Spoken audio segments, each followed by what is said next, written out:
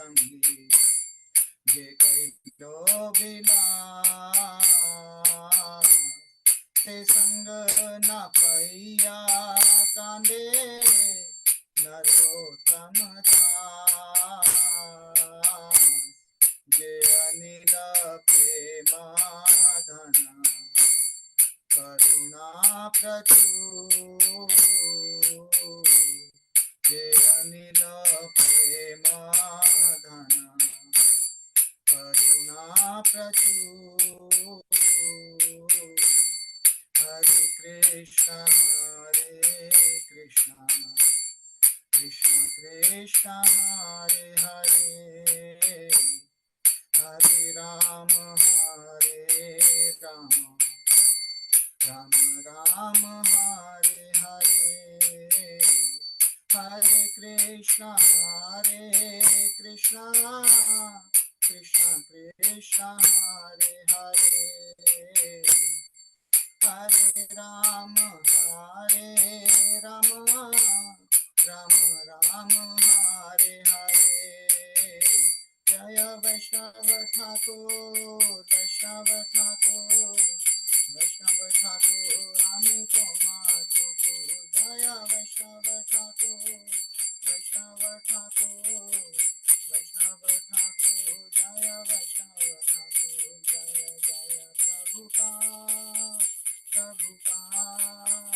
प्रभुपाद जय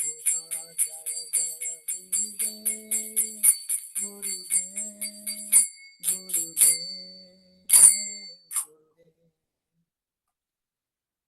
हरिनाम संकीर्तन की जय। अनंत कोटि वैष्णव वृंद की जय। श्रील प्रभुपाद की जय। हरे कृष्ण। तो इसकी ट्रांसलेशन एक बार कर लेते हैं। एक बार मैं शेयर कर लेता हूँ स्क्रीन। इसकी translation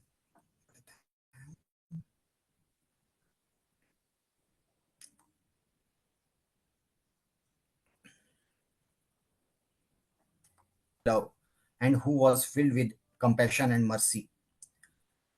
Where has such a personality as Advaita Acharya gone? Where are my Swarup Damodar and Rupa Goswami? Where is Sanatana? Where is Raghunath Das, the savior of the fallen? Where are my Raghunath Bhatt and Gopal Bhatt? And where is Krishnadas Kaviraj? Where did Lord Gauranga, the great dancer, suddenly go? I will smash my head against the rock and enter into the fire. Where will I find Lord Gauranga, the reservoir of all wonderful qualities? Being unable to obtain the association of Gauranga accomplished by all these devotees, in whose association he performed his pastimes, Narottam Das simply weeps. तो ये नरोत्तम दास जी के द्वारा गाया गया भजन भगवान और उनके associates हैं उनके प्रति बेसिक उनको याद कर रहे हैं, क्योंकि जब नरोत्तम दास ठाकुर आए थे तो फिर वह किसी से भी नहीं मिल पाए थे, है ना। इसलिए हम भी जब आचार्यों का तिरोभाव होता है तो आचार्यों को याद करके उनके करुणा की आकांक्षा करते हैं और उनकी कृपा की याचना करते हैं। तो इसी के साथ हम ये अपना भागवतम का स्टार्ट करते हैं। तो मैं भागवतम का श्लोक शेयर करता हूँ।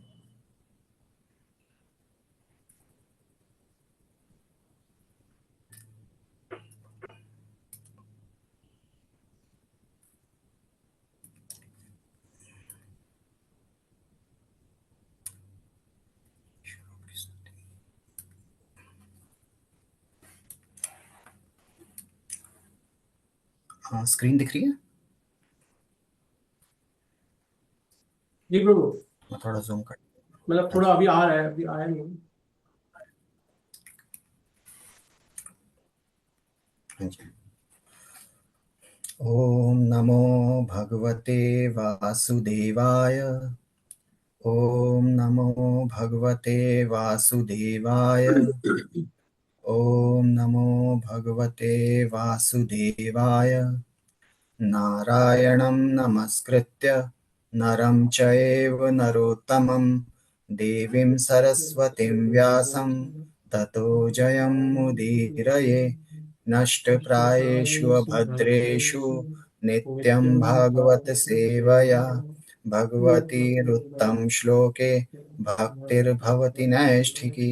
जय श्री कृष्ण चैतन्य प्रभु नित्यानंद श्री अद्वैत गदाधर श्रीवासादि गौर भक्त वृंद। हरे कृष्णा कृष्णा कृष्णा कृष्णा कृष्णा हरे हरे हरे हरे हरे हरे राम राम राम राम राम राम हरे हरे हरे। हरे। प्रभु स्क्रीन ब्लैंक हरे है। कृष्ण। स्क्रीन ब्लैंक है। यस सॉरी, 1 मिनट में अनशेयर रीसेट रीसेट शेयर कर कर दीजिए। हाँ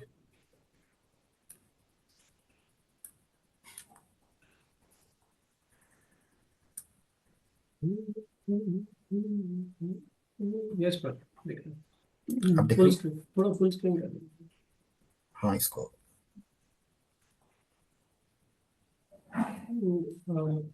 मैक्सिमाइज कर लेंगे प्रभु जी। अच्छा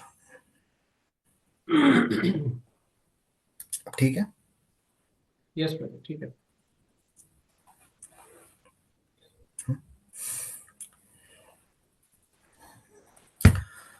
श्लोक संख्या 33। पदभ्यां भगवतो यज्ञे शुश्रूषा सिद्ध धर्म सिद्धये तस्यां जातः पुरा शूद्रो यद्रव यद्वृत्त्या तुष्यते हरि। पदभ्यां भगवतो यज्ञे शुश्रूषा धर्म सिद्धये तस्यां जातः पुरा शूद्रो यद्वृत्त्या तुष्यते हरि। पदभ्यां भगवतो यज्ञे शुश्रूषा धर्म सिद्धये तस्यां जातः पुरा शूद्रो यद्वृत्त्या तुष्यते हरि। Yes, others can recite. Radha Chaitanya Prabhu. Yes प्रभु। हरे कृष्णा धर्म प्रणाम प्रभु जी। हम आपके पीछे प्रभु जी पोर्शन में पोर्शन में वो करिएगा so that everyone can recite.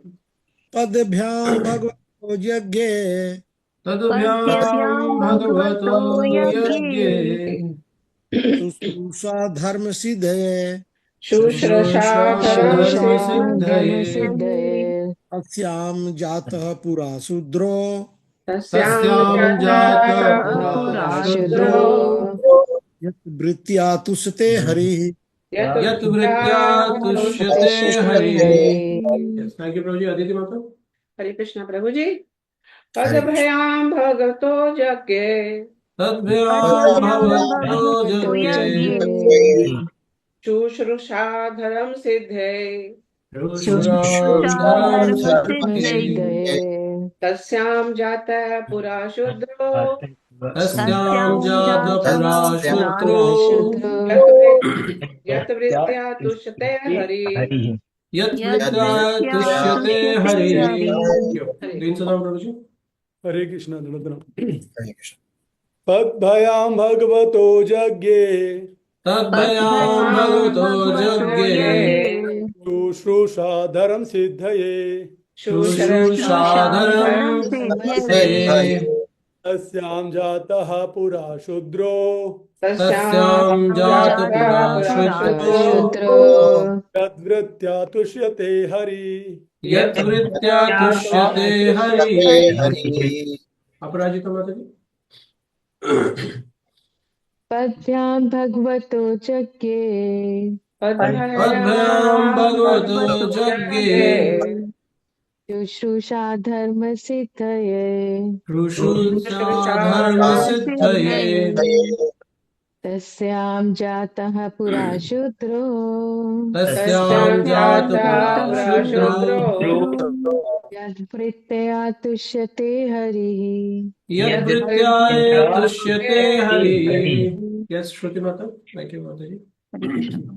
पद्भयां भगवतो यज्ञे तद्भयां भगवतो यज्ञे शुश्रूषा धर्म सिद्धये शुश्रूषा धर्म सिद्धये तस्यां जातः पुरा शूद्रो तस्यां जातः पुरा शूद्रो तद्वत्या तुष्यते हरि। यद्वृत्या तुष्यते हरि। हरिः। थैंक यू माता जी। ओवर टू यू प्रभु जी।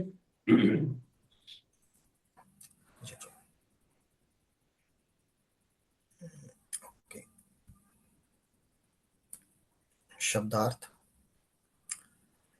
पदभ्याम पैरों से, भगवतः भगवान के, यज्ञ प्रकट हुआ, शुश्रूषा सेवा, धर्म वृत्तिपरक कार्य, सिद्धये के हेतु, तस्याम उसमें, जातः उत्पन्न हुआ, पुरा प्राचीन काल में, शूद्र सेवक, यत वृत्त्या वृत्ति जिससे, तुष्यते तुष्ट होता है, हरि भगवान।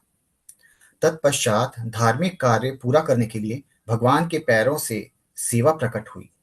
पैरों पर शूद्र स्थित होते हैं जो सेवा द्वारा भगवान को तुष्ट करते हैं। तात्पर्य, सेवा सभी जीवों की असली स्वाभाविक वृत्ति है। जीव भगवान की सेवा करने के निमित्त है और वे इस सेवा भाव से धार्मिक सिद्धि प्राप्त कर सकते हैं। कोई भी व्यक्ति सैद्धांतिक ज्ञान प्राप्त करने के लिए केवल चिंतन द्वारा धार्मिक सिद्धि प्राप्त नहीं कर सकता। अध्यात्मवादियों का ज्ञानी वर्ग आत्मा तथा पदार्थ का अंतर जानने के लिए ही चिंतन करता रहता है, किंतु ज्ञान द्वारा उसे मुक्त हुए आत्मा के कार्यों की कोई जानकारी नहीं मिलती।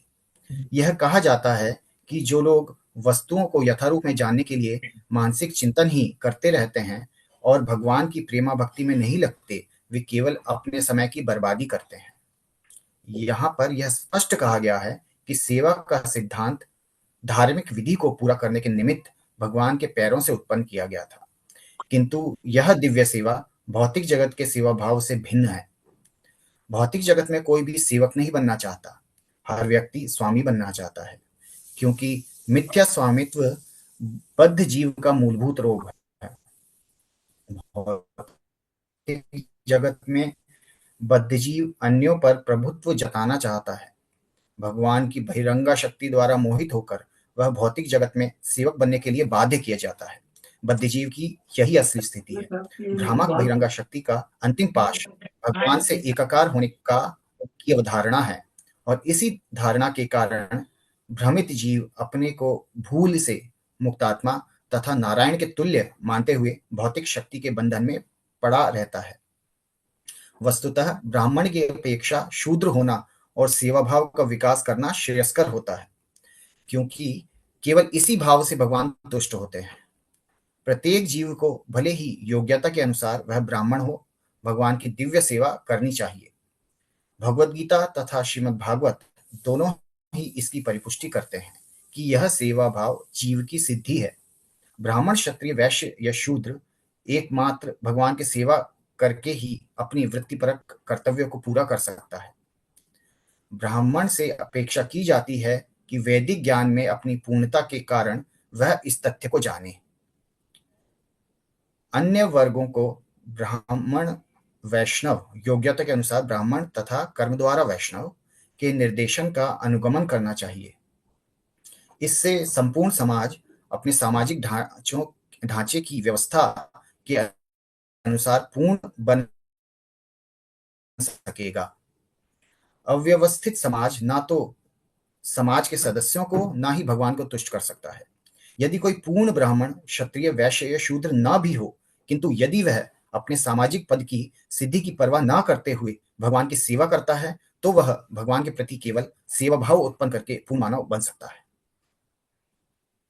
हम अगला श्लोक भी पढ़ लेते हैं, उसके बाद फिर डिस्कस करेंगे। एते वर्णा स्वधर्मेण यजन्ति स्वगुरुं हरिं श्रद्धया आत्मविशुद्ध्यर्थं यज्जाता सह वृत्तिभिः।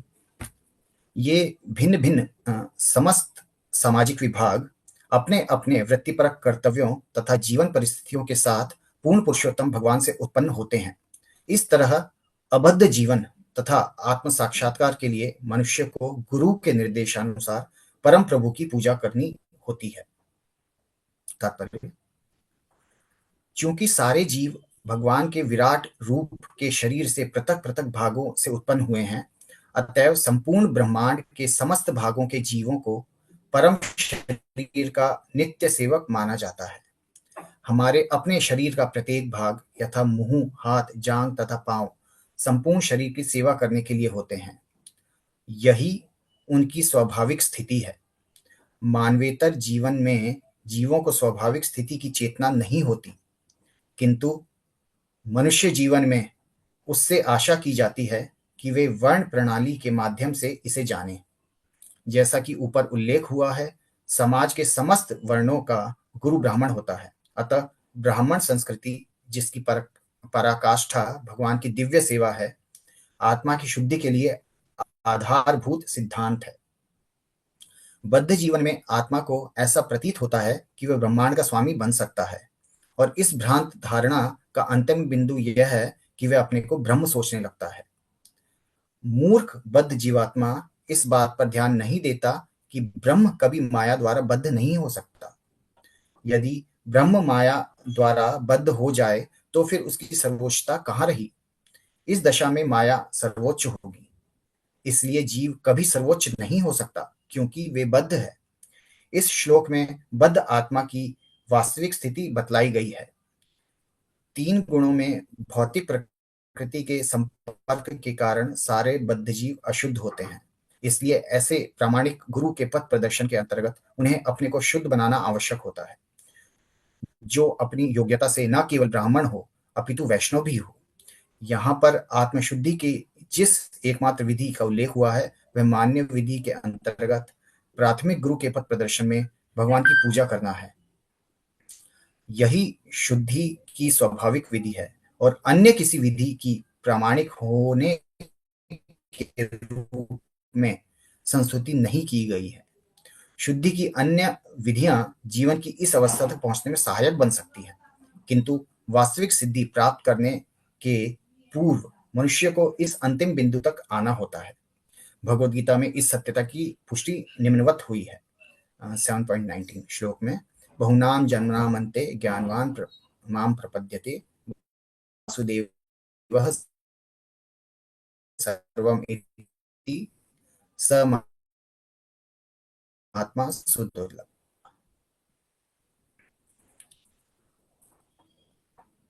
ओम अज्ञानतिमिरान्धये नमः। श्री चैतन्य मनोभीष्टं स्थापितं येन भूतले स्वयं रूपकदामयं ददाति स्वपदान्तिकं। वन्देऽहं श्रीगुरुं श्रीयुतपदकमलं श्रीगुरुं वैष्णवांश्च श्रीरूपं साग्रजातं सहगण रघुनाथान्वितं तं सजीवं साद्वैतं सावधूतं परिजनसहितं कृष्ण चैतन्य देवं श्री राधा कृष्ण पादान् सहगण ललिता श्री विशाखान्वितांश्च।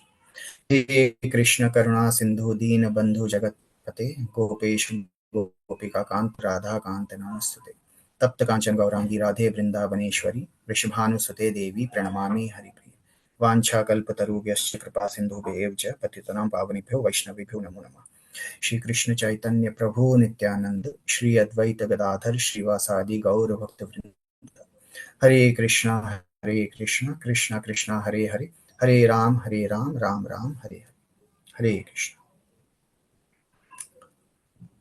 तो आज के श्लोक में बहुत इंपॉर्टेंट बात दी गई है और दोनों ही श्लोक में प्रभुपाद ने बहुत अच्छा तात्पर्य दिया है।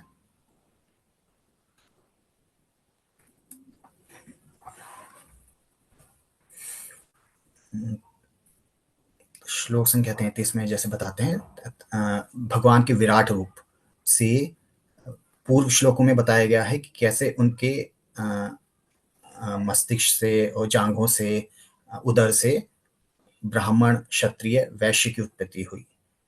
इस श्लोक में बताया गया है तत्पश्चात धार्मिक कार्य पूरा करने के लिए भगवान के पैरों से सेवा प्रकट हुई। पैरों पर शूद्र स्थित होते हैं जो सेवा द्वारा भगवान को तुष्ट करते हैं। तो जो भगवान के चरणों से सेवा उत्पन्न हुई। तो हम देखते हैं कि भगवान की जो व्यवस्था है इस समाज की, उसमें 4 वर्ण और 4 आश्रम आते हैं। 4 वर्ण अपने ब्राह्मण, क्षत्रिय, वैश्य, शूद्र। तो यह जो भगवान की व्यवस्था है बहुत ही सुनियोजित है। इसमें ऐसा कहें तो जैसे 75% ब्राह्मण क्षत्रिय वैश्य हैं और 25% शूद्र, है ना, अगर एक चौथाई माने तो। अब कहीं समाज में ऐसा अवधारणा है कि जैसे एक वर्ग दूसरे से बड़ा है, तो समान इस समाज में कि सबकी स्थिति समान होनी चाहिए, है ना। परंतु इस समाज की जो व्यवस्था है उसको चलाने के लिए इस समाज का वर्गीकरण जरूरी है। और अगर आज के समाज में हम देखें तो आज के समाज में जो विद्या दी जा रही है, जो एजुकेशन दी जा रही है, वो तो एक तरह से सबको शूद्र बनाने की ही विद्या दी जा रही है। क्योंकि हर कोई क्या चाहता है, हर कोई चाहता है कि वो जॉब करे, है ना। एजुकेशन जो एजुकेशन सिस्टम अभी फॉलो हो रहा है, इसमें ज्यादातर लोग जॉब करते शास्त्र हैं, वैदिक संस्कृति है, उसके अकॉर्डिंग जो वर्गीकरण था उसमें ब्राह्मण क्षत्रिय वैश्य और शूद्र इस तरह से चार थे कि सारे वर्णों पे निर्भर था। परंतु जो बाकी सारे वर्ण हैं वो निर्भर नहीं थे, एक दूसरे के सहायक हम कह सकते हैं, पूरक कह सकते हैं, परंतु निर्भर नहीं थे। हम कैसे समझ सकते हैं इसको कि जैसे अगर हम सोचें कि अभी कोई किसी के यहाँ नौकरी कर रहा है और वो उसकी पूरी तरह से उस पे निर्भर है, डिपेंडेंट है कि, और वो हम देखते हैं कि जैसे एक कोट आता है इंग्लिश में, बॉस इज ऑलवेज राइट, कि हाँ बॉस, यस बॉस, वो हमेशा उसकी तुष्ट करने में लगा रहता है उसके मालिक को। परंतु जो वैदिक शास्त्र के अकॉर्डिंग हम देखें कि जैसे ब्राह्मण होता है तो ब्राह्मण का कार्य है शिक्षा देना, वो दूसरे पे डिपेंडेंट नहीं होता, उसे जो भी मिल जाए वह संतुष्ट होता है। तो इसी को समझाने के लिए एक व्याख्यान ये है कि जैसे एक बार कृष्णदेव राय थे, राजा थे, वह एक ब्राह्मण के पास गए, बहुत विद्वान ब्राह्मण था। तो राजा ने उनसे पूछा कि मैं आपकी कैसे सहायता कर सकता हूँ, आपको जो चाहिए आप मांग लीजिए। तो फिर उस ब्राह्मण ने कहा कि राजन मुझे कुछ नहीं चाहिए। तो राजा ने पूछा कि आप फिर अपना भरण पोषण कैसे करते हैं। उसने कहा कि मेरे शिष्य हैं, वो जाके भिक्षा ले आते हैं थोड़ी बहुत, है ना, और यहाँ पास में वृक्ष है, इमली का वृक्ष है, उसके पत्तों से, उसके फलों से मैं थोड़ी सी सब्जी वगैरह बन जाती है। तो इस तरह से हम देखें कि जो ब्राह्मण वर्ग होता है वह आत्मतुष्ट होता है, उसे किसी पे निर्भर नहीं होना पड़ता। तो इसी तरह जो क्षत्रिय हैं उनको देखें तो वह दूसरों से ऑल्दो कर लेते हैं, परंतु वो डिपेंडेंट नहीं है।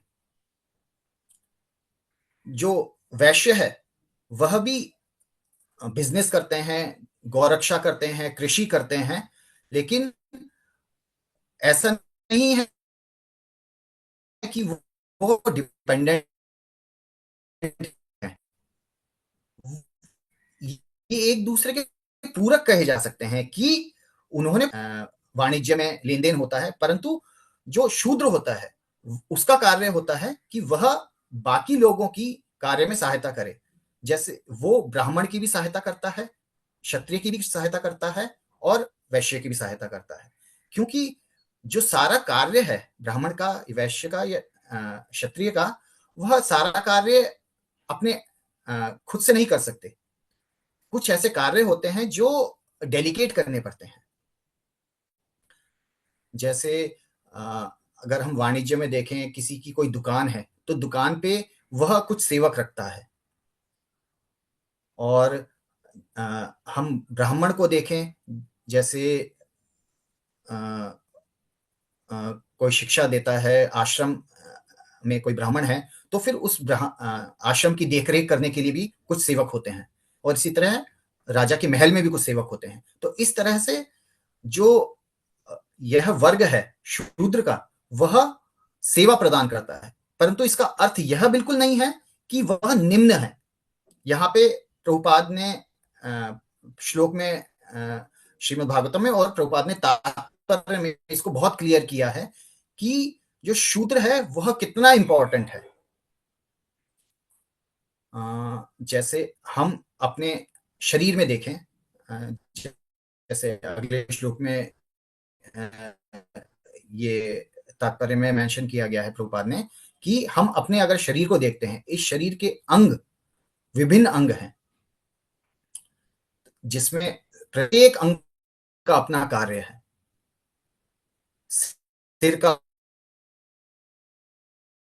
अपना कार्य है, हाथों का अपना कार्य है। ऐसा नहीं कि कर दो और उस तरह से कार्य पूरा होगा, नहीं। और ऐसा नहीं कि हाथ की जगह पैर आ सकते हैं। तो इस तरह से प्रत्येक अंग के अपने अपने कार्य हैं और वह सारे ही जरूरी हैं। तो इसीलिए इस समाज में भी प्रत्येक वर्ग का अपना अपना कार्य है और वह बहुत जरूरी है। अब इसको हम कॉन्टेक्स्ट से रिलेट करते हैं। जैसे यहाँ पे बताया गया है, सेवा सभी जीवों की असली स्वाभाविक वृत्ति है। महाप्रभु ने कहा है, जीवेर स्वरूप होए कृष्णेर नित्य दास। तो हमारी जो स्वाभाविक स्थिति है वह सेवा ही है। तो इसलिए यह जो शूद्र का कार्य है सेवा करना, वो बहुत इंपॉर्टेंट है। इससे हमें सेवा की वृत्ति आती है। अगर कोई ब्राह्मण, क्षत्रिय या वैश्य है और उसकी वृत्ति सेवा की नहीं है, उसकी केवल भोग वृत्ति है, तो ब्राह्मण केवल अपने ज्ञान के मद में चूर हो सकता है, और जैसे आगे बताया गया है तात्पर्य में कि वह माया के पाश में आ सकता है और उसको यह अनुभव हो सकता है कि वह ब्रह्म है, वो नारायण तुल्य है। इसी तरह से हम देखते हैं इतिहास में बहुत से क्षत्रिय हुए जो बहुत क्रूर राजा थे। तो वह इसलिए क्योंकि उनकी भोग वृत्ति थी और उन्होंने अपना जो कर्तव्य है वह क्षत्रिय का तो कुछ निभाया हो, परंतु जो शास्त्रों के अकॉर्डिंग जो कर्तव्य है वह नहीं पूरा किया, कि जो जीव की असली स्थिति है सेवक की। जीव भगवान की सेवा करने के निमित्त हैं और वे इस सेवा से धार्मिक सिद्धि प्राप्त कर सकते हैं। तो इसके कॉन्टेक्स्ट में श्रीमद् भागवतम में फर्स्ट कैंटो में सेकंड चैप्टर में भी कुछ लोग आते हैं, हम वो भी देख सकते हैं। जैसे एक बार मैं शेयर ही कर लेता हूँ।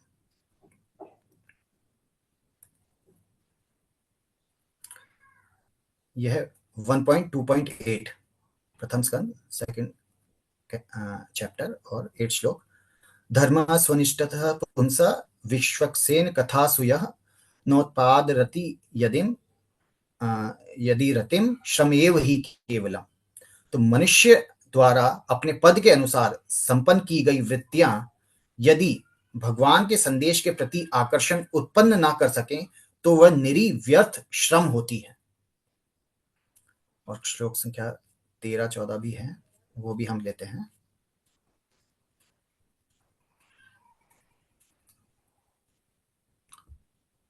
अतः पुंभिर्द्विज श्रेष्ठ वर्णाश्रम विभागशः स्वनिष्ठितस्य धर्मस्य संसिद्धि हरितोषणम। अतः हे द्विज श्रेष्ठ, निष्कर्ष यह निकलता है कि वर्णाश्रम धर्म के अनुसार अपने कर्तव्यों को पूरा करने से जो परम सिद्धि प्राप्त हो सकती है वह है भगवान को प्रसन्न करना। तस्मादेकेन मनसा भगवान सात्वतां पतिः श्रोतव्य कीर्तितव्यश्च ध्येयः पूज्यश्च नित्यदा। अतएव मनुष्य को एकाग्र चित्त से उन पूर्ण पुरुषोत्तम भगवान के विषय में निरंतर श्रवण, कीर्तन, स्मरण तथा पूजन करना चाहिए, जो भक्तों के रक्षक हैं।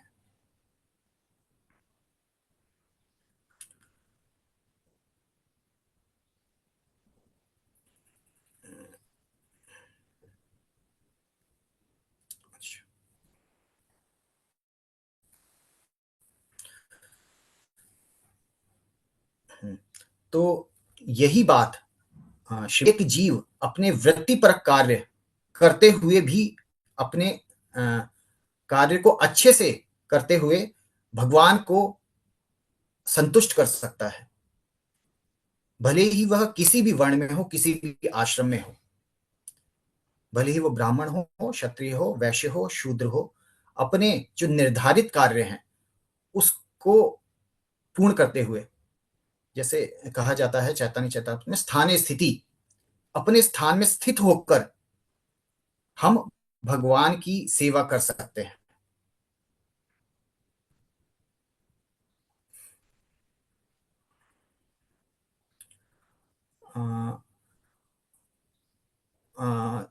एक वृतांत यह आता है, जैसे जब भगवान श्री कृष्ण और बलराम जी मथुरा गए थे, जब कंस ने बुलाया था, तब वहां पर उन्हें एक माली मिला था। तो माली ने क्या किया था? माली ने जो मालाएं उसने बना रखी थी उसने भगवान को अर्पित करी। और ऐसे ही एक धोबी मिला था, उसके पास बहुत सुंदर सुंदर कपड़े थे कंस के, तो वह भी उसने भगवान को पहनने के लिए दिए थे। तो इस तरह से कोई भी व्यक्ति जिसका जो भी कार्य है, अगर वह उस कार्य से भगवान को प्रसन्न करता है तो उसका वह कार्य सफल है। हम देखते हैं, जैसे हम गृहस्थ हैं, तो गृहस्थी में एक व्यक्ति क्यों आता है? अगर हम देखें कि हम गृहस्थी में क्यों आए, एक तो हम ये सोच सकते हैं कि हमें थोड़ा सा जो भोग वृत्ति थी इसलिए आए, परंतु यह पूर्णतः सत्य नहीं है। जो असली हमारी डिमांड है, जो हम चाहते हैं, वह है सेवा।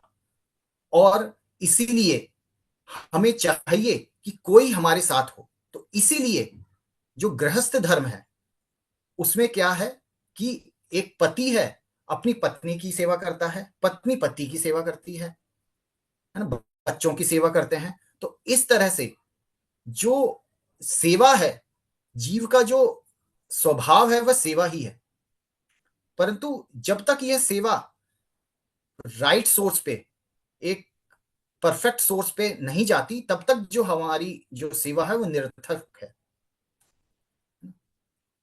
जैसे हमने श्लोक में जो हमने लिया था श्रीमद् भागवतम के, उसमें लिया था कि श्रमेव ही केवलम, कि अगर हम जो भी वृत्ति पर कार्य कर रहे हैं, जो भी अपने वर्ण के अनुसार, आश्रम के अनुसार कर रहे हैं, अगर उससे भगवान की प्रसन्नता नहीं होती तो फिर वह क्या है?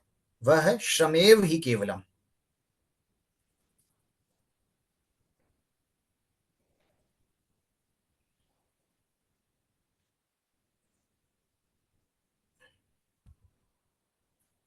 तो हमें भी जैसे एक दूसरे से हम डीलिंग्स करते हैं, सेवा करते हैं, हम जब भक्ति करते हैं, भक्तों के संग में आते हैं, तो हम एक दूसरे के प्रति क्या कहते हैं कि how may I serve you.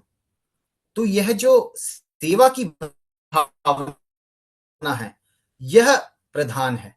तो इसमें हमें एक दूसरे के प्रति जो सेवा है उसके लिए कृतज्ञता का अनुभव होना चाहिए। ऐसा नहीं कि एक व्यक्ति अगर सेवा दे रहा है तो उसको एक्सप्लॉइट करें। हमें चाहिए कि हम कृतज्ञ हों। थोड़ा सा और पढ़ से लेते हैं हम।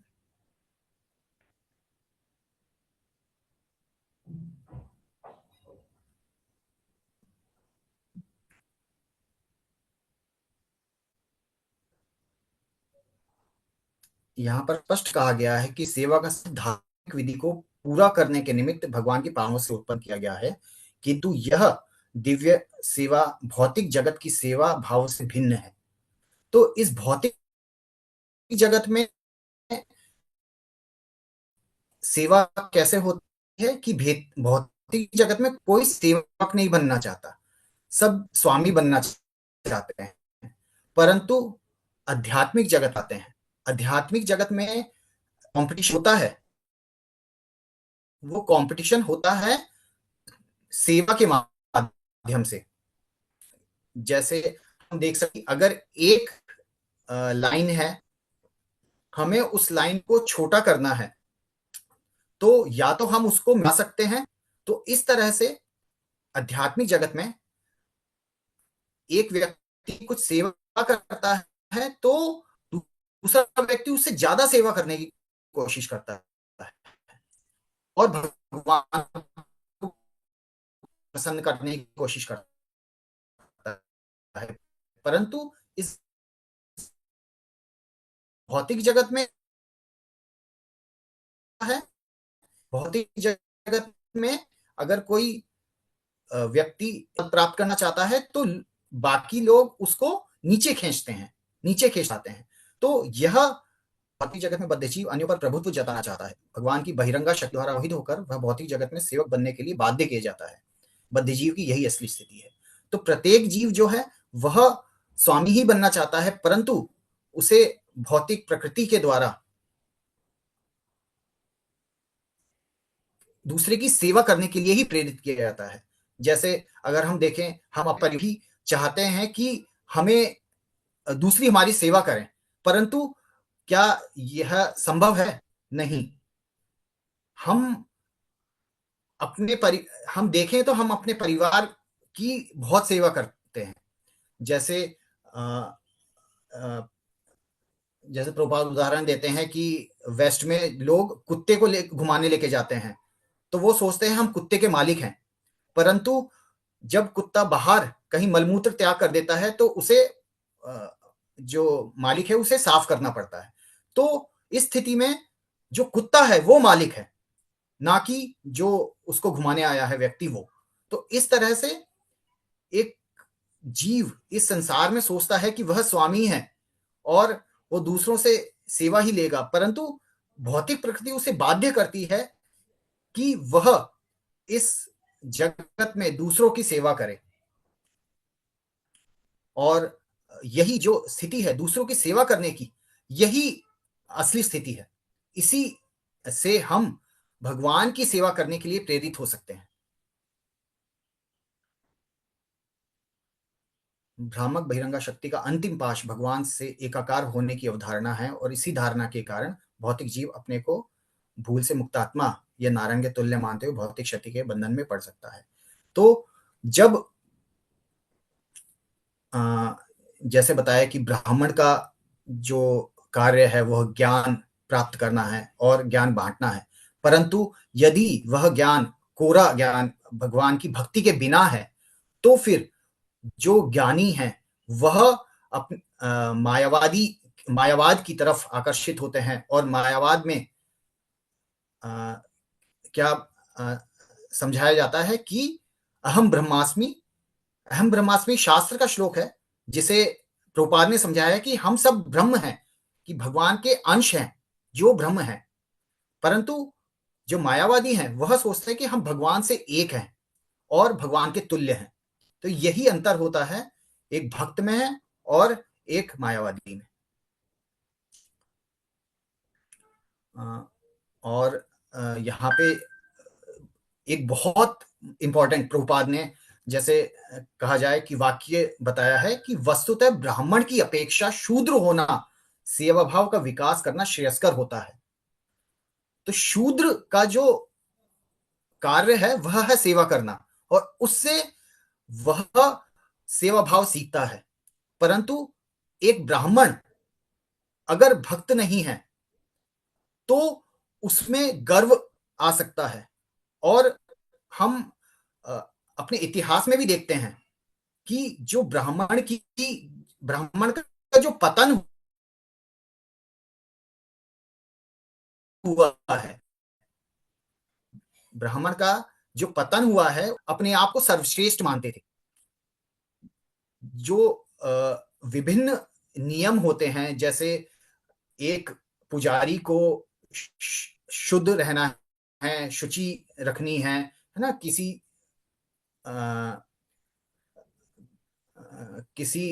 अशुद्ध चीजों को नहीं छूना है, तो उस चीजों को जो ब्राह्मण वर्ग ने गलत तरीके से लिया, और अगर कोई जीव भगवान की सेवा कर रहा है तो वह वर्णों से ऊपर कहलाता है, वैष्णव कहलाता है। तो भले ही वो ब्राह्मण हो, क्षत्रिय हो, वैश्य हो, शूद्र हो, अगर वो भगवान की सेवा कर रहा है, भगवान की भक्ति कर रहा है, तो फिर उसको इन चारों जो वर्ण हैं इनसे ऊपर माना गया है। यही भक्ति सिद्धांत सरस्वती महाराज ने भी समझाया था। जैसे एक बार भक्ति विनोद ठाकुर को, जो उनके पिता हैं भक्ति सिद्धांत महाराज के, एक सभा में आमंत्रित किया गया। वहां पे ब्राह्मण समाज की सभा थी। वहां पे उनको जो टॉपिक दिया गया वो था कि ब्राह्मण के बारे में बताएं, ब्राह्मण की क्या महत्व है इस समाज में। तो उस समय उनकी भक्ति विनोद ठाकुर की जो स्थिति थी, हेल्थ थी, वो अच्छी नहीं थी, स्वास्थ्य अच्छा नहीं था। तो उन्होंने भक्ति स्टार्ट किया तो पहले उन्होंने ब्राह्मण की बहुत प्रशंसा करी कि ब्राह्मण भगवान के मुख होते हैं, भगवान ब्राह्मण को खिलाते हैं तो फिर वह भगवान को अर्पित भोग होता है। इस तरह से उन्होंने ब्राह्मण की बहुत बढ़ाई करी, बहुत उनकी वो करी। परंतु उसके बाद उन्होंने यह समझाया कि ब्राह्मण है कौन, कि जो ब्राह्मण वह है जो ब्राह्मण के कार्य करता है, शम दम तितिक्षा, ये जो बहुत सारे ब्राह्मण के जो कार्य दिए गए हैं शास्त्रों में, यजन याजन पठन पाठन, है ना, जो यह सारे कार्य करता है वह असली ब्राह्मण है। और इस तरह से बता के उन्होंने फिर अगला जो टॉपिक ना है, जो एक भगवान का भक्त है वह उन ब्राह्मण से भी ऊपर है, क्योंकि वह भगवान की डायरेक्ट सेवा कर रहा है। तो इसलिए हमें यह समझना बहुत जरूरी है कि भगवान के द्वारा यह जो विभिन्न वर्ण और आश्रम बनाए गए हैं, यह इस समाज के लिए, समाज के सुचारू रूप से चलाने के लिए बहुत जरूरी है। परंतु इनमें जो एक कॉमन चीज होनी चाहिए वह है सेवा भाव। अगर किसी भी जीव में वह सेवा भाव नहीं है, जो उसकी स्वाभाविक स्थिति है, तो फिर वह अपने जो कार्य है उसको सही तरह से नहीं कर रहा है और उसका जीवन एक तरह से कहें तो निरर्थक है।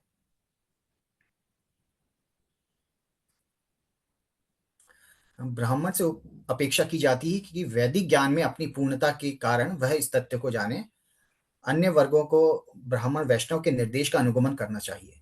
तो एक ब्राह्मण जो वैष्णव है वह प्रचार करता है। जैसे भगवद गीता में भी भगवान ने सारा ज्ञान देकर अर्जुन को लास्ट में कहा कि जो इस ज्ञान का वितरण करता है वह उनको बहुत प्रिय है। तो प्रत्येक व्यक्ति को चाहिए कि वह भगवान के इस ज्ञान का वितरण करे, और जो इस ज्ञान का वितरण करता है वह ब्राह्मण का कार्य कर रहा है, भले ही वह अपनी किसी भी स्थिति में हो। तो इस तरह से इसलिए कहा जाता है कि एक जो वैष्णव है वह सारे वर्णों से ऊपर है, क्योंकि वह ऐसे देखें तो फिर वो ब्राह्मण का कार्य भी कर सकता है।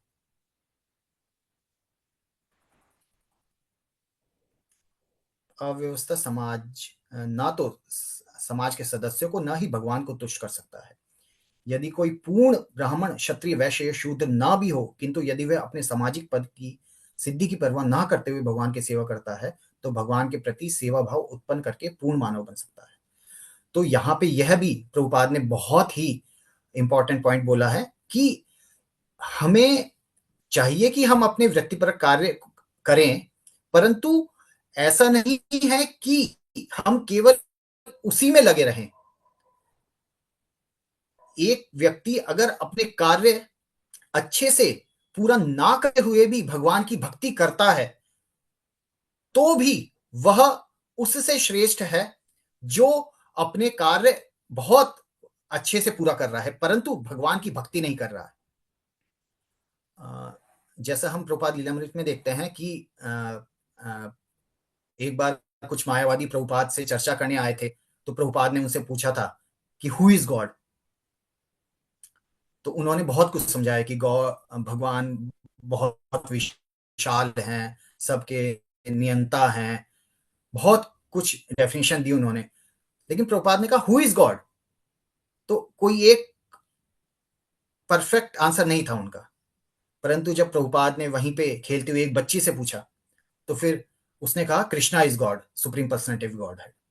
तो प्रभुपाद ने यही कहा कि देखो इस बच्ची का ज्ञान पूर्ण है, परंतु जो इतने ज्ञानी लोग हैं उनका ज्ञान पूर्ण नहीं है। तो इस तरह से भले ही कोई अपने कार्य, ब्राह्मण, क्षत्रिय, वैश्य, शूद्र का कार्य अच्छे से निभाए, परंतु वह भगवान की भक्ति नहीं करता, भगवान की सेवा नहीं करता, तो उसका जो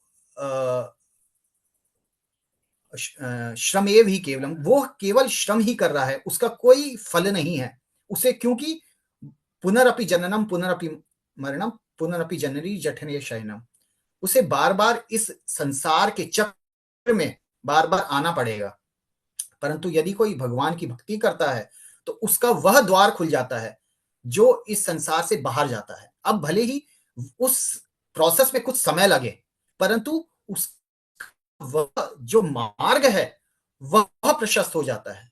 जैसे हम देखते हैं कि अगर हमें पता है कि हमें दिल्ली से मुंबई जाना है, तो हमें एक कार से जाए या बस से जाए, है ना, और हो सकता है पैदल भी जाए, परंतु अगर वो चलता जाएगा तो कभी ना कभी तो अपने गंतव्य तक पहुंच जाएगा। तो इसी तरह से यदि हम भगवान की भक्ति का मार्ग लेते हैं तो हमें यह निश्चित रहता है कि हम सही मार्ग पे हैं और हमें अपना गंतव्य मिल जाएगा। तो हमें इसलिए अपना कार्य जितना हो सके, निर्धारित कार्य करते हुए भगवान की भक्ति करनी चाहिए। अगले श्लोक से भी थोड़ा सा हम लेते हैं।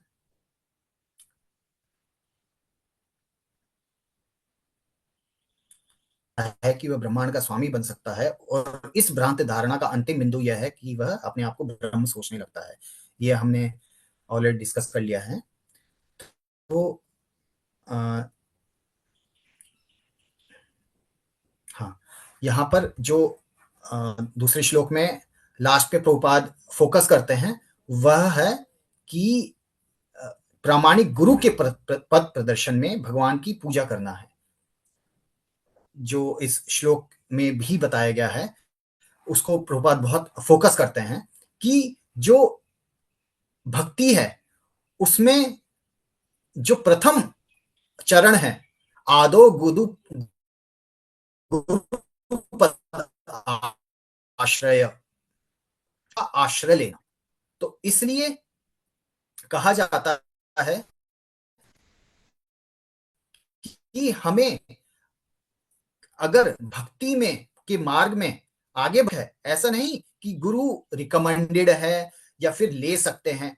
गुरु आवश्यक है, जरूरी है, उसके बिना हमारी प्रगति नहीं हो सकती। इसको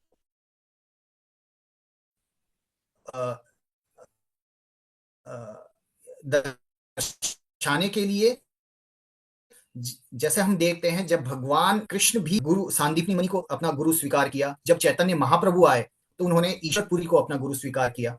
तो इस तरह से हम देखते हैं कि तो फिर आदो गुरु पद आश्रय, गुरु के पद का आश्रय लेना बहुत ही जरूरी है और गुरु का प्रामाणिक होना चाहिए। प्रामाणिक गुरु होता है जो गुरु परंपरा में आ रहा है और फॉलो कर रहा है, जो आचार्यों ने कहा उसको फॉलो कर रहा है। गुरु साधु शास्त्र उसके अकॉर्डिंग है, सहायक बन सकती हैं, किंतु वास्तविक सिद्धि प्राप्त करने के पूर्व मनुष्य को इस अंतिम बिंदु तक आना होता है। बहुनाम जन्मामन्ते ज्ञानवाम माम प्रपद्यते वासुदेव सर्वमिति स महात्मा सुदुर्लभ। तो जो अन्य विधियां हैं, जैसे हमने देखा वर्णाश्रम की या भी और भी अन्य विधियां हो सकती हैं शुद्धि की, है ना, परंतु वह जो सारी विधियां हैं वह सहायक हो सकती है भक्ति में, परंतु वह हमें परम गंतव्य तक नहीं पहुंचा सकती। परम गंतव्य तक पहुंचाने के लिए जो एकमात्र साधन है वह भक्ति ही है, और भक्ति का प्रथम चरण है आदो गुरु पदाश्रय। और प्रभुपाद ने यहाँ पे लास्ट में भगवद गीता का जैसे श्लोक दिया है, बहुनाम जन्मनामन्ते ज्ञानवाम माम प्रपद्यते वासुदेवः सर्वमिति स महात्मा सुदुर्लभ। तो यह जो स्थिति होती है जब एक व्यक्ति समझता है कि वासुदेव ही सब कुछ है, कि भगवान की भक्ति ही सर्वोपरि है, यह बहुत जन्मों के बाद आती है। पहले कोई व्यक्ति हो सकता है कर्मकांड में लिप्त हो, फिर उसने ज्ञान मार्ग हो जाता है, जब उसे परफेक्ट ज्ञान हो जाता है तब वह उस स्थिति में आता है कि वह समझ सकता है कि भक्ति ही सर्वोपरि है, भगवान ही सर्वोपरि है, और ऐसा महात्मा बहुत ही विरला होता है। तो हम इस तरह से समझ सकते हैं कि जो भक्त होते हैं वह कितने भाग्यवान हैं कि उन्हें जो यह भक्ति लता बीज मिला है ना, वो कितना बहुत इंपॉर्टेंट है, कितना मुश्किल से मिलता है। तो इसलिए हमें इसको बहुत ही अच्छे से संभालना चाहिए और हमें अपनी भक्ति को नरिश करना चाहिए, जिससे आगे हम भक्ति में प्रगति कर सकें। तो श्रीमद् भागवतम का मैं यहीं पे समापन करता हूं। इसके आगे हम श्रीपाद ईश्वरपुरी के बारे में थोड़ा सा लेंगे 5 मिनट। तो आज जैसा कि बताया गया है ईश्वरपुरी का तिरुभाव दिवस है, और ईश्वरपुरी जो थे वह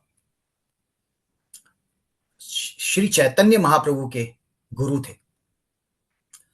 कृष्णदास कविराज चैतन्य चरितामृत में बताते हैं कि जो यह कृष्ण भक्ति, कृष्ण प्रेम की लता है, वह कहां से शुरू हुई।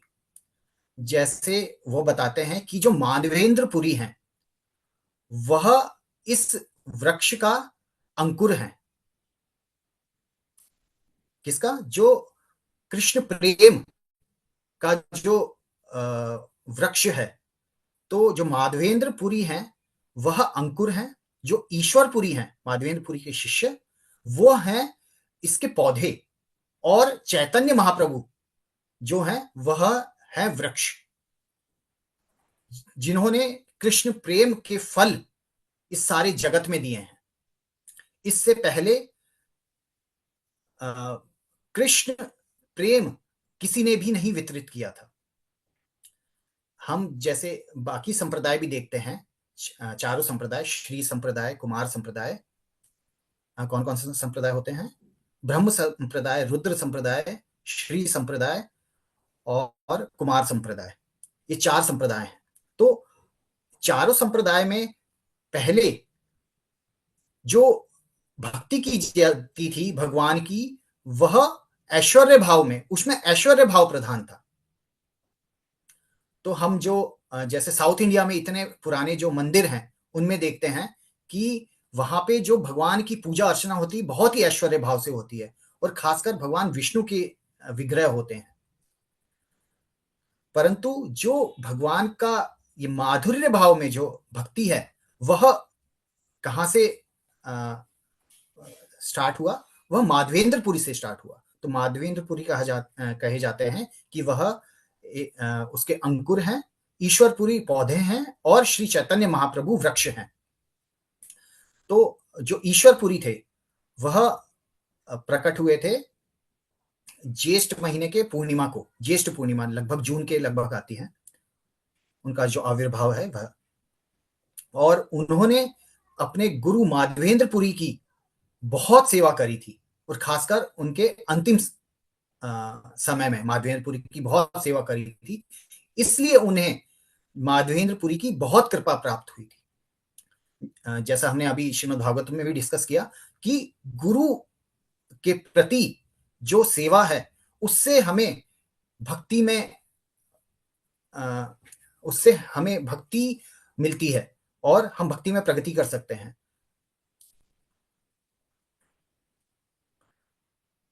तो ईश्वरपुरी जो थे वह, उनके बारे में बताया जाता है कि जैसे वह विभिन्न स्थानों पे विचरण करते रहते थे, वह एक सन्यासी थे और विभिन्न स्थानों पे विचरण करते रहते थे। तो एक बार वो नवद्वीप आए तो वह ठहरे गोपीनाथ आचार्य के घर। तो उस समय जो चैतन्य महाप्रभु थे वो बहुत वह उनकी पाठशाला थी, उन्हें कहा जाता था निमाई पंडित। तो वह ईश्वरपुरी जब वहां पे आए नवद्वीप में, तो फिर वह वेश बदल के आए थे ताकि उन्हें कोई पहचान ना सके, क्योंकि उनकी ख्याति पूरे भारतवर्ष में फैली हुई थी। तो अगर जहां पे भी वह जाते तो फिर वह लोगों से घिरे रहते, इसलिए वह जब नवद्वीप आए तो अपना वेश बदल के आए ताकि वह उन्हें ज्यादा लोग परेशान ना कर सके। तो फिर जैसे बताते हैं कि वह गोपीनाथ आचार्य के यहाँ रहे, तो और ऐसे ही वह उस समय अद्वैत आचार्य के यहाँ भी गए। तो अद्वैत आचार्य ने जब उनसे पूछा कि आप कौन हैं, तो फिर उन्होंने बड़ी ही विनम्रता से उत्तर दिया कि मैं एक निम्न कोटि का शूद्र हूं और आपके दर्शन करने आया हूं। क्योंकि उस समय अद्वैत आचार्य जो वहां थे, वहां पे जैसे बहुत सारे लोग शाक्त थे, तो कुछ ही जो लोग थे वह वैष्णव थे, जिनमें अद्वैत आचार्य प्रमुख थे। तो जब ईश्वरपुरी उनके यहाँ गए तो फिर उन्होंने कहा मैं आपके दर्शन करने आया हूं। परंतु जब वहां पे मुकुंद दत्त थे, उन्होंने सोचा कि इनकी जो ईश्वरपुरी हैं उनके गुणों को प्रकट करना चाहिए यहाँ पे। तो उन्होंने भगवान की लीलाओं का वर्णन किया वहां पे, भगवान की लीलाओं का, भगवान श्रीमद् भागवत के श्लोकों का वर्णन करना चालू किया। तो फिर जब ईश्वरपुरी ने वह सुना तो फिर वह मतलब जमीन पर गिर गए और उनमें वो अष्ट सात्विक विकार उत्पन्न होने लगे। और तब जब भक्तों ने उन्हें देखा तो फिर वह समझ गए कि यह कोई बहुत उन्नत वैष्णव है। और तब लोगों को पता चला कि यह श्रीपाद माधवेंद्रपुरी के प्रिय शिष्य ईश्वरपुरी हैं, और सब जोर जोर से हरि हरि कह के नाचने लगे। उसके आगे आता है, जैसे जब कुछ समय ईश्वरपुरी नवद्वीप में रहे तो फिर वह निमाई पंडित से मिले। जब एक बार निमाई पंडित पाठशाला जा रहे थे तो फिर वह निमाई पंडित से मिले। तो निमाई पंडित ने उनसे कहा कि आप हमारे घर प्रसाद पाइए। और ईश्वरपुरी ने जब निमाई पंडित को देखा, चैतन्य महाप्रभु को जब उनके बाल रूप में देखा, तो वह उनसे बहुत प्रभावित हुए। उनको देखकर मंत्रमुग्ध हो गए और उन्हें ऐसा प्रतीत हुआ जैसे यह कोई दिव्य पुरुष है ना। तो इस तरह से ईश्वरपुरी में और भगवान चैतन्य महाप्रभु में बहुत आदान प्रदान हुआ और वह उनको उनके घर पे ले गए। वहां शची माता ने उनके लिए प्रसाद बनाया, भोजन कराया। तो इस तरह से वहां से जब वह नवद्वीप से चले गए श्रीपाद ईश्वरपुरी, तो उसके बाद जब महाप्रभु के पिता का तिरोभाव हुआ तब वह गया गए थे श्राद्ध करने। गया श्राद्ध जैसे कहा जाता है सर्वोच्च होता है। तो जब महाप्रभु गया गए तो उन्हें वहां पर ईश्वरपुरी के दर्शन हुए और फिर ईश्वरपुरी से उन्होंने वहां पर दीक्षा ग्रहण करी। और उसके बाद तब तक चैतन्य महाप्रभु ने अपना जो आंदोलन था, जो प्रचार कार्य था, वह नवद्वीप में चालू नहीं किया था। परंतु जब वह गया में गए तो फिर उसके बाद से महाप्रभु ने अपनी लीला, जो ये प्रचार की लीला है, वह स्टार्ट करी। तो उसके बाद जब महाप्रभु नवद्वीप आए तब से फिर वह प्रचार कार्य में लगे और जैसे प्रथम पहले श्रीवास आंगन में प्रचार करते थे, उसके बाद धीरे धीरे से वह बाकी पूरे नवद्वीप में, उसके बाद बाकी जगहों पर भी प्रचार करने लगे। जैसा हम देखते हैं जदाई मदई का वो है एग्जाम्पल कि महाप्रभु ने नित्यानंद प्रभु को और हरिदास ठाकुर प्रभु को भेजा था जदाई मदई के उद्धार के लिए। तो इस तरह से हम देखते हैं कि ईश्वरपुरी जो है वह बहुत ही अपने गुरु माधवेंद्रपुरी के प्रिय शिष्य हैं और इस तरह से उन्होंने ये जो अपनी गुरु की सेवा करी उसके ही फल स्वरूप जो साक्षात भगवान हैं चैतन्य महाप्रभु, उनके गुरु होने की उन्हें सिद्धि प्राप्त हुई, वह उनके गुरु हो पाए। तो इस तरह से हम देखते हैं कि अगर हम भी अपने गुरु की आज्ञा का अच्छे से पालन करते हैं तो हमें भी अपना जो गंतव्य है वह सुनिश्चित हो जाता है और हम भक्ति में प्रगति कर सकते हैं। तो इसी के साथ मैं अपना वाणी को विराम देता हूँ। किसी का कोई प्रश्न है तो वो पूछ सकता है। हरे कृष्णा। प्रभु जी हरे कृष्णा, धन्यवाद, प्रणाम। प्रभु जी असली मायने में गुरु की सेवा कैसे की जा सकती है? प्रभु जी देखिए, एक तो ऐसा अगर गुरु के डायरेक्ट इंस्ट्रक्शंस हैं तो हम वह फॉलो कर सकते हैं, परंतु अगर गुरु के डायरेक्ट इंस्ट्रक्शन ना भी हो तो उनके कॉमन इंस्ट्रक्शंस होते हैं। जैसे हमें जो प्रथम इंस्ट्रक्शन मिलता है वह क्या मिलता है? 16 माला और 4 नियम। ये हमारे लिए सर्वोपरि इंस्ट्रक्शंस हैं। सबसे पहले 16 माला अच्छे से ध्यान पूर्वक हमें 16 माला करनी चाहिए और 4 नियमों का ध्यान पूर्वक पालन करना चाहिए। ये प्रथम इंस्ट्रक्शंस है। बाकी जैसे हमें इंस्ट्रक्शंस दिए जाते हैं कि भक्तों का संग करें, प्रभुपाद की बुक्स पढ़ें, प्रचार करें, हम यह भी फॉलो कर सकते हैं। तो इस तरह से हमें गुरु ने भले ही डायरेक्ट इंस्ट्रक्शंस ना दिए हों, परंतु जो गुरु के इंस्ट्रक्शंस हैं, गुरु की वाणी है, अगर हम उसको फॉलो करें तो फिर हम भक्ति में प्रोग्रेस कर सकते हैं।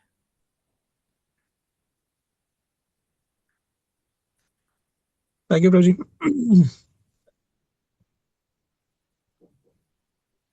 यस प्रभु जी, तो आपका कोई प्रश्न? यस, प्रश्न, हाँ प्रभु जी, छोटा सा एक डाउट है। पहले तो बहुत बहुत धन्यवाद आपका। आपने बहुत अच्छे से समझाए दोनों श्लोक, बहुत सुंदर तरीके से आपने प्रेजेंट किया। प्रभु जी, जो पहले वाला तात्पर्य में प्रभुपाद ने सेवा पे फोकस किया है ना, जीव की सिद्धि सेवा ही है। हम देखते हैं कि हमारा सेवा करने में बहुत इंटरेस्ट भी आता है। कुछ हमें जब करने को दिया जाता है, या हमारे पास मंदिर में हम जाए तो डिवोटीज भी कहते हैं, आते हैं तो वो कहते हैं सेवा करा लो, बाकी और कुछ मत को। तो प्रभु जी, क्या तो फिर अगर सेवा ही सिद्धि है तो हमें फिर चैंटिंग क्यों, बुक रीडिंग क्यों, और ये सब क्यों करना है? अच्छा। माता जी देखिए, जैसे अभी यही डिस्कस किया कि जो गुरु के इंस्ट्रक्शंस हैं, हमें अपनी सेवा के द्वारा क्या करना है, हमें भगवान को प्रसन्न करना है, गुरु को प्रसन्न करना है। तो हम हमारे लिए प्रथम सेवा क्या है, गुरु को प्रसन्न करना, जो भगवान के वो है ना, सेवक हैं। तो इस तरह से हम देखते हैं कि हमारे लिए जो प्रथम उपदेश है वह है चैंटिंग। तो जो हमारी जो प्रथम सेवा है एक्चुअली, जो हम कई बार भूल जाते हैं, वह 16 माला ध्यान पूर्वक करना ही है। कई बार हमें यह प्रत्यक्ष अनुभव नहीं होता, क्योंकि हमें यह जो आज्ञा मिली है ये बहुत समय पूर्व मिली है ना। परंतु जो हम मंदिर जाते हैं तब हमें सेवा अभी मतलब 2 मिनट पहले कही जाती है कि ये सेवा कर लो, परंतु हमें हो सकता है कि 4 साल, 8 साल, 10 साल हो चुके हैं वह आज्ञा मिले कि ध्यानपूर्वक जप करें। तो इस तरह से हम एक तरह से कहें तो भूल जाते हैं कि हमारी प्रथम सेवा क्या है। तो जो आपका प्रश्न है उसका उत्तर यही है कि हमें प्रायोरिटीज हमें ही डिसाइड करनी होती हैं कि व्हाट इज द प्रायोरिटी। सेवा भी जरूरी है और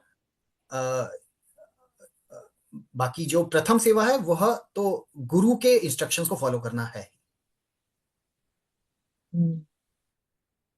ठीक मैं है समझा प्रभु पाया जी। आपके हाँ, प्रश्न? यस प्रभु जी, बिल्कुल मैं समझ पाई। तो ऐसे भी है ना, ये सब चीजें करने पर ही हम सेवा में वो वैसा भाव भी विकसित कर सकते हैं ना।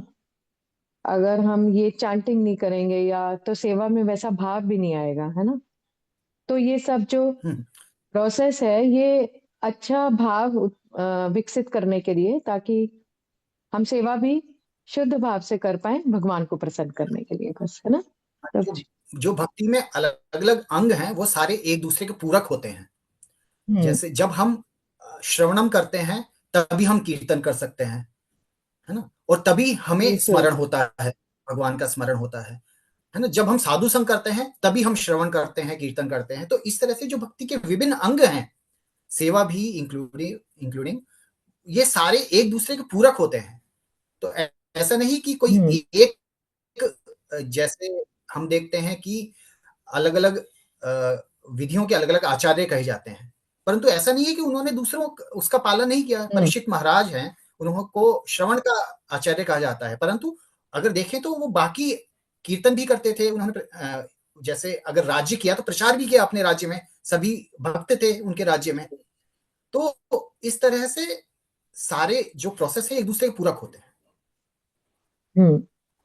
ठीक है प्रभु जी, थैंक यू सो मच। हरे कृष्णा प्रभु जी, दंडवत प्रणाम। थैंक यू सो मच प्रभु जी, बहुत अच्छे तरीके से आपने समझाया। प्रभु जी, जो भक्ति की 9 विधियां होती हैं उसमें एक आता है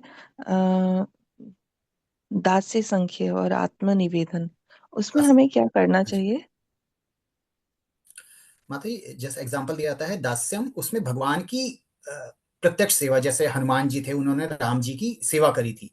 तो दास्यम में हम इस तरह भी समझ सकते हैं जैसे हम अपने गुरु की सेवा करें, अगर अपने